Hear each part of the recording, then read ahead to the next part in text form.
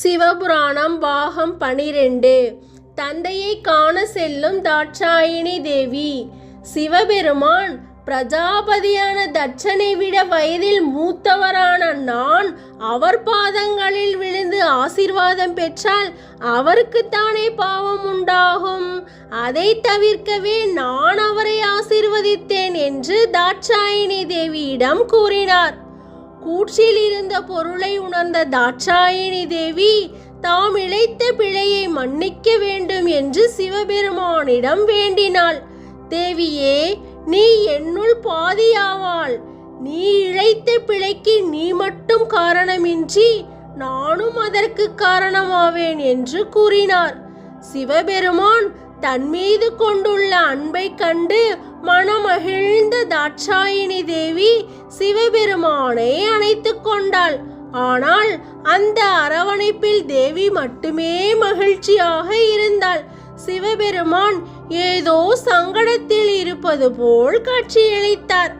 பிரஜாபதியான தட்சன் சிவபெருமானை அவமானப்படுத்தும் விதமாக ஒரு மிகப்பெரிய யாகத்தை வளர்த்து அதில் சிவபெருமானை தவிர ஏனைய தேவர்கள் யாவரையும் அழைத்து சிவபெருமானை அவமானப்படுத்த வேண்டும் என்று எண்ணினான். பிரஜாபதியான தட்சன் காசியப்ப ரிஷியை அழைத்து தன்னுடைய முடிவை சொல்லி அதற்கான ஏற்பாடுகளை செய்ய ஆணை பிறப்பித்தான். ஆனால் காசியப்ப ரிஷி சிவபெருமானை தவிர்த்து மற்ற தேவர்களை அழைத்து வேள்வி நடத்தினால் ஏதாவது அனர்த்தம் உண்டாகுமோ என பயந்தார். இதை பிரஜாபதியிடம் தெரிவித்தும் எவ்வித பயனும் இல்லை. பிரஜாபதி தன்னுடைய முடிவில் தீர்க்கமாக இருந்தார்.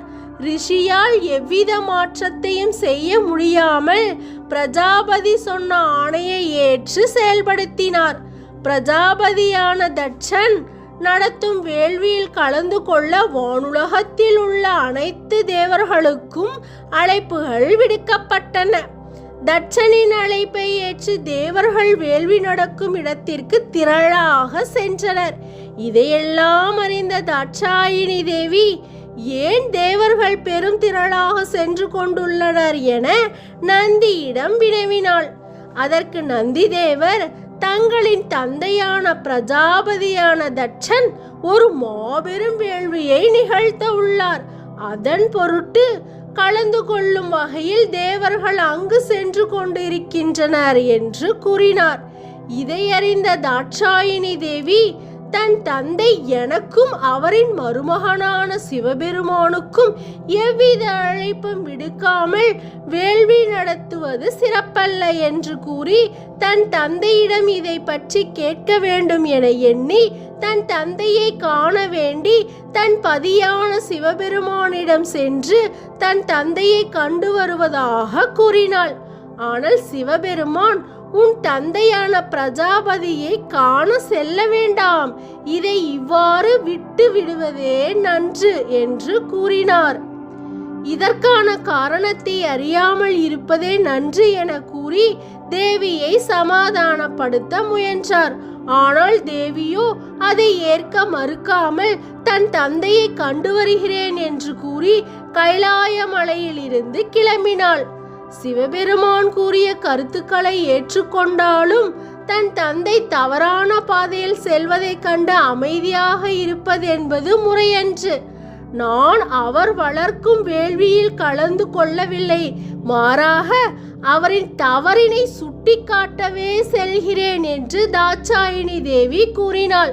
தேவியே, நீர் எவ்விதம் உரைத்தாலும் உன் தந்தையான பிரஜாபதி உன்னை ஏற்க மாட்டார் என்றும் தேவையில்லாமல் அங்கு சென்று அவமானப்படாதே என்றும் சிவபெருமான் கூறினார். அதை ஏற்காமல் தன் தந்தையின் பிழையை சுட்டிக்காட்ட வேண்டும் என பிடிவாதம் கொண்டாள். நிகழ்பவையாக இருப்பினும் அதை அவரவர் விதிப்படி நடந்தாக வேண்டும் என்பதை அறிந்த சிவபெருமான் சென்று வா என வெறுப்புடன் கூறினார். கைலாய மலையில் இருந்து தாட்சாயினி தேவி தன் தந்தையை காண சென்றாள். ஆனால் தன்னுடைய மற்ற மகள்களை அன்புடன் வரவேற்ற தட்சன் தாட்சாயினி தேவியை மட்டும் கண்டு காணாமலும் வேள்வி நடக்கும் இடத்திற்கு சென்றார். தந்தையே, தந்தையே என கூறி தந்தையை பின்தொடர்ந்து வேள்வி நடக்கும் இடத்திற்கு தாட்சாயினி தேவி சென்றாள்.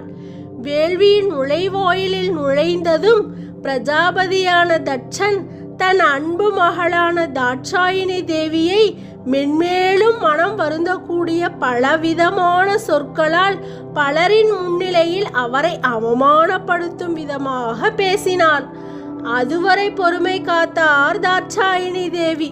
பல அவமானங்கள் நடந்தாலும் சிவனை அழைக்காமல் இவ்வாறு வேள்வி நடத்துவது என்பது உசிதமல்ல என்று கூறியும் அவர் அதை ஏற்காமல் மிகுந்த சினத்துடன் பேசி அவ்விடத்தில் இருந்து தட்சன் விலகினார்.